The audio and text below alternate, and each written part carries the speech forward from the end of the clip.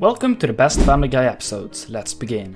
The third one on our list being And Then There Were Fever, starting at the Griffin's house.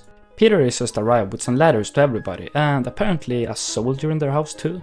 Whilst the soldier are getting a letter from his girlfriend, the Griffins are getting an invite to a big party. But it's very far away, so they need to drive for a while to get there. After arriving at his big castle, Peter sees that his friends has also been invited. Quagmire even brought his annoying cousin. It seems that everybody in the city has been invited to this big party. After entering, they get overwhelmed by all the luxurious interiors. And what can I say, this place is majestic. At the evening, when it's time for everybody to eat, while sitting down and talking to each other and doing their usual stuff I guess, the party owners comes into the room. And it's no other than... James Woods? Yeah, Lewis, you literally stole my words. He apparently arranged this party because of his new wife and for becoming a born-again Christian. After welcoming everybody, this girl goes to sit on the chair at the end of the table. But to everybody's surprise, she actually gets shot right in the middle of her chest, leaving everybody speechless until he falls down at the table. I knew there was something with this party. A party in the middle of nowhere with this many people, yeah, there should be something to be concerned about. After getting confirmed by a doctor that she indeed is dead, everybody starts to freak out. Everybody panics and tries to run away, gets in their cars and tries to drive off the island, but to their surprise, the bridge collapses, now leaving everybody stuck on the island. But wait, they might be able to call somebody for help. But of course their phones have no network, as in usual horror movies. Then they get the idea to use an old phone, but Brian says the line is completely dead. Then Mr. Woods returns and everybody thinks he's the killer because he was the only one that wasn't with them. When they get to the room where they ate and the woman died, Woods appears that he never knew about the body, but they think he removed the body because he's the killer. And then suddenly the lights go out. When the lights turn on again, we can see Mr. Woods dead and leaving his wife devastated because, he's dead. After she passes out, leaving Joe in the leader of the investigation, he finds a gun behind a plate. This gun is connected to a timer, showing that Woods was the man that was meant to die, not the girl. Later, they all decide to split up so they can be able to search on a bigger area. That's when Peter finds this knight armor and he thinks it's a suit, but it's not, so it ends with he knocking Joe unconscious. This leaving Peter in the lead of the investigation, because he has the biggest glass? Yeah.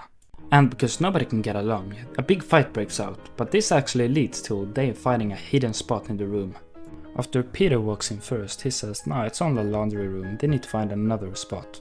Luckily for Peter, he's too good at this, so he just drags in the statue and a real hidden room opens.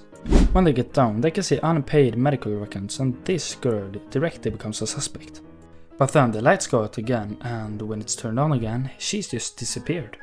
This leads to everybody needing to run back up, and Peter needing to split everybody into teams to be able to find people faster.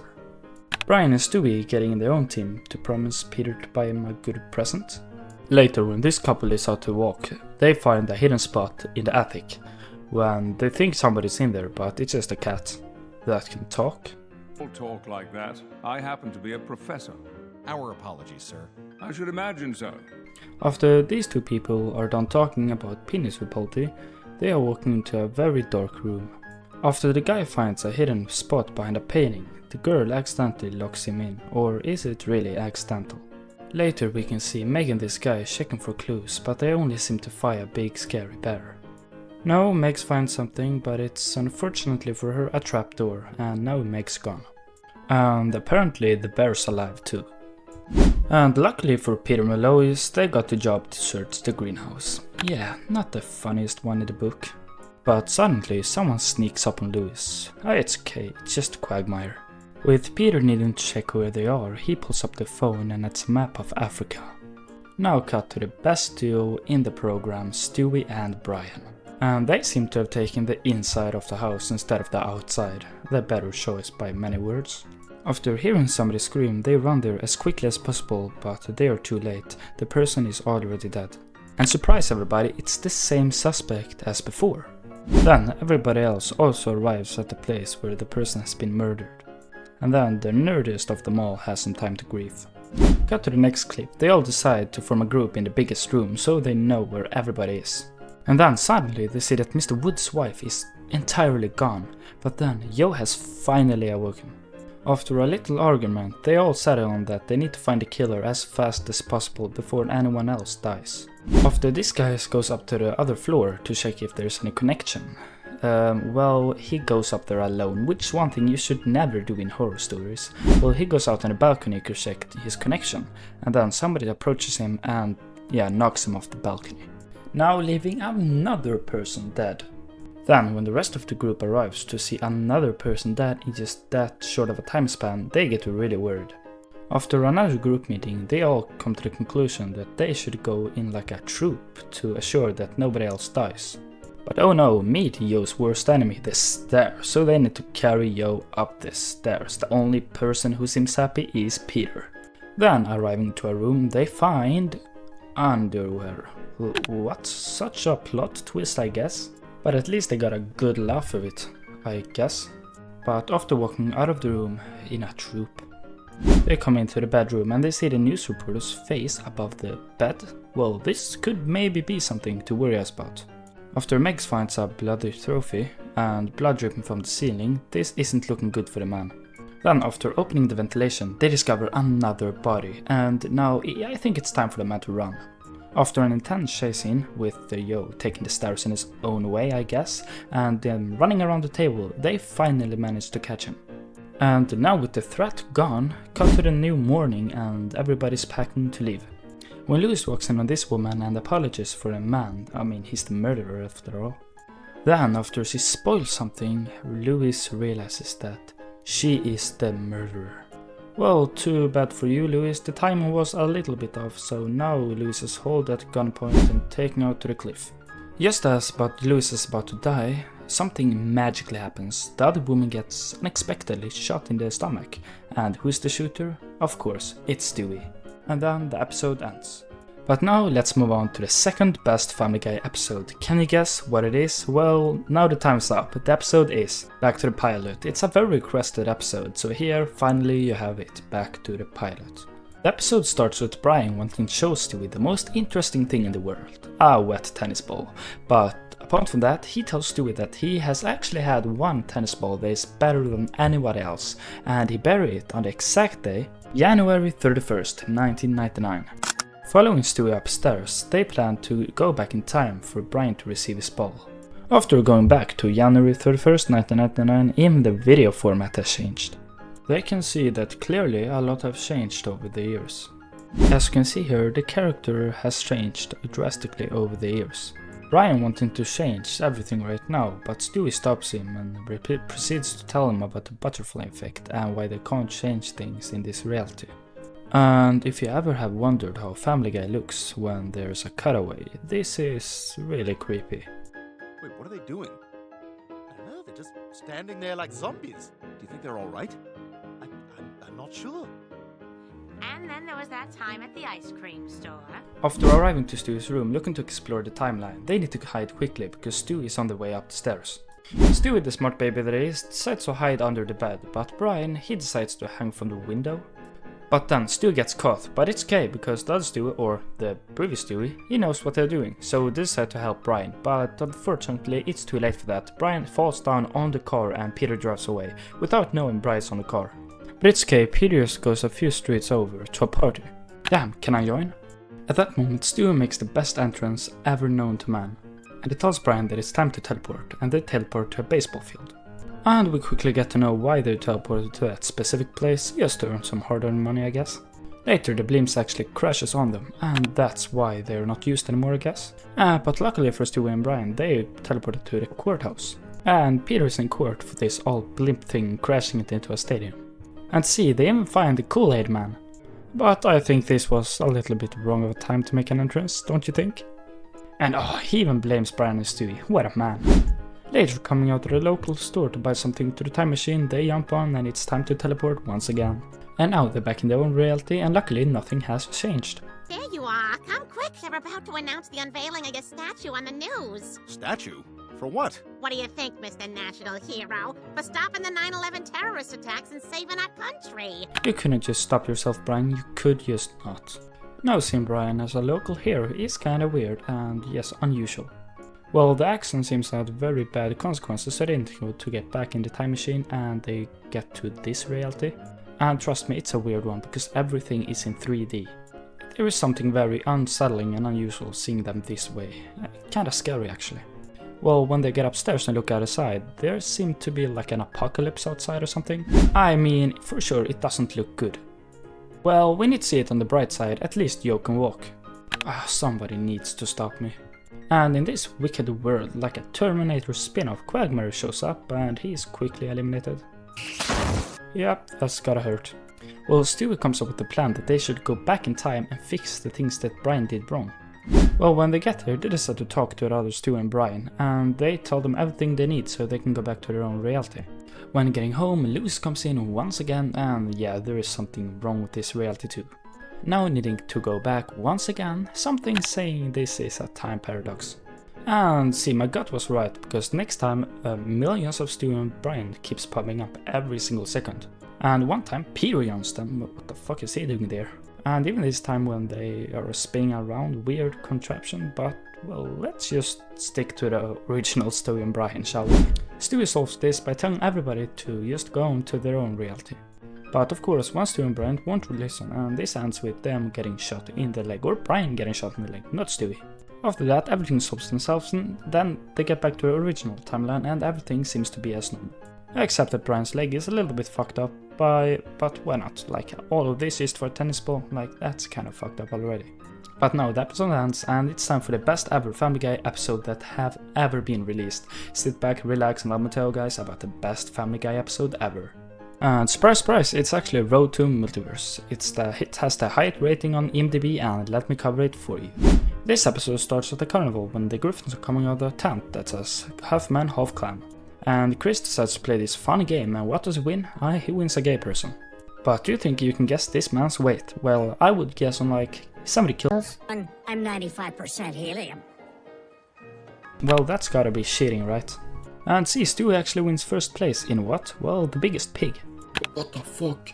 Well, Tom Stewie shows Brian where he found the pig, and apparently it's an alternate reality. After going to one, well, let's just say it's very not normal. It's not the things we're used to seeing. But then Brian sees his eyes on, wait, who is that?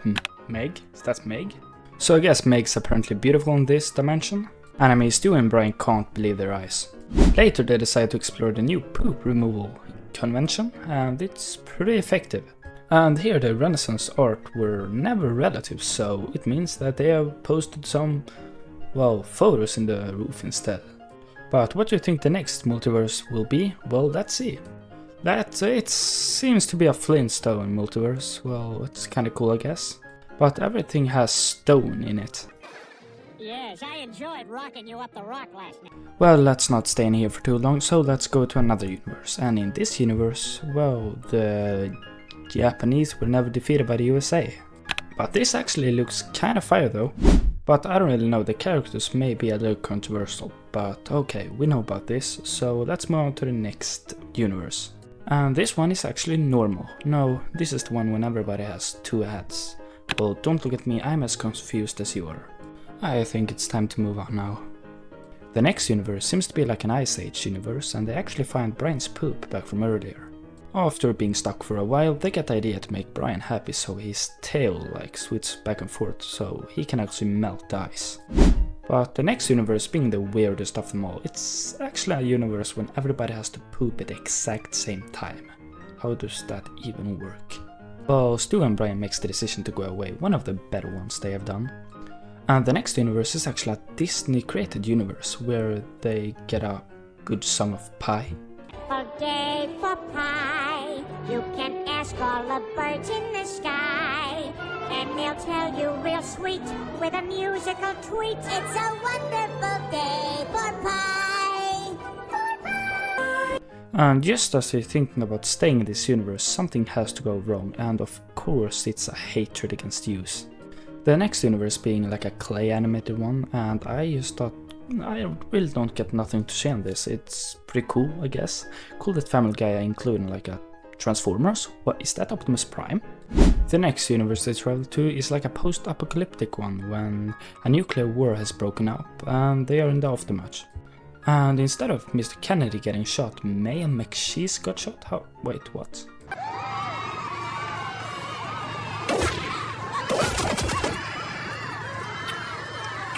Can I even show this on YouTube?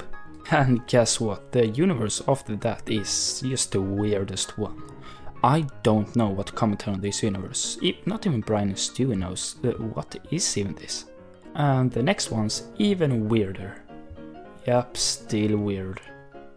So now we know how Stewie and Brian would look like in real life, I guess. Wait, this one could actually be something. Wait. No, there's an angry cat running at them. Well, never mind. Oh, yes! Oh, that ought to wake people up. Shut the up. And the next one is probably the best one. I mean, the only thing in this universe is a man waving at them and telling them compliments. I like your shirt. Thank you. This was nice. And look, they are finally home. Well, that was a relief, man. Oh, of course, it's the... Well, they got me. They actually got me. Could have been back with... I mean, they even got Stu on that one. Wait, it's not so bad. There's the compliment guy. Hello. Oh, they got both of us. The next one being a universe when the roles of human and dogs are completely switched. Stewie doesn't like it here, understandable, but Brian seemed to have brought really attached to this place really fast. And after getting into an argument, they accidentally, Brian breaks the teleporter. What the hell, man? What the hell? Look what you did! But Stu will get his revenge very, very soon. Reversal? Okay. Wait, what are you doing? Oh, come on! Pick up my poop! After they arrive home, we get a glimpse of Dog Peter. After he introduces us to his family, we can see that this reality is just like the original one, except the roles are completely switched, and I just can't get over the fact of how Brian looks in this universe. Stu goes to talk with the dog version of himself, and he finds out why he couldn't teleport correctly. Really? I haven't. We've been jumping randomly from one universe to the next. Did you have the shuffle button on? Oh my god. There you go. Yes, Stu, oh my gosh. And then Dog shows up, and yes, he's also a dog. Looking for calm everything down, he assures Stu that he isn't hostile by any means, but then Stewie have to bite Peter, causing him to get captured. And then the other dog Stewie reveals a secret that is quite unsettling. No, he doesn't. He's from another universe where dogs are subservient to humans. Oh, you mean like that time when we bounced around between universes? Yep. And you couldn't figure out how to... Yes! Well, they're gonna kill him. We gotta get him out of it. After getting there, they finally find Stewie, and now they're planning on get the hell out of that weird universe. But in the last second, human Brian actually makes a leap of it and gets into their universe with them. After they all arrive home, they need to check that this is actually their universe, and how do they do it? Well, look at this. Mom, have you seen my trapper keeper? Yep, they are definitely home. Then the other Brian tells them that he will actually go out and explore the world full of humans that he is quite unusual to. This is his first step into a brand new world. Go. Free in a world of his own kind, where he can finally reach the full potential. Oh my god, he got hit by a car! Yep, okay, well, yeah. And then the episode ends, and the video will end soon too. I really do hope you enjoyed the video. It took some time to make, and it's probably one of my longer videos. I really hope you enjoyed it though, and please subscribe to my channel, because I really do put in much work to this. Once again, I hope you enjoyed the video, and I will see you guys in my next one. Bye.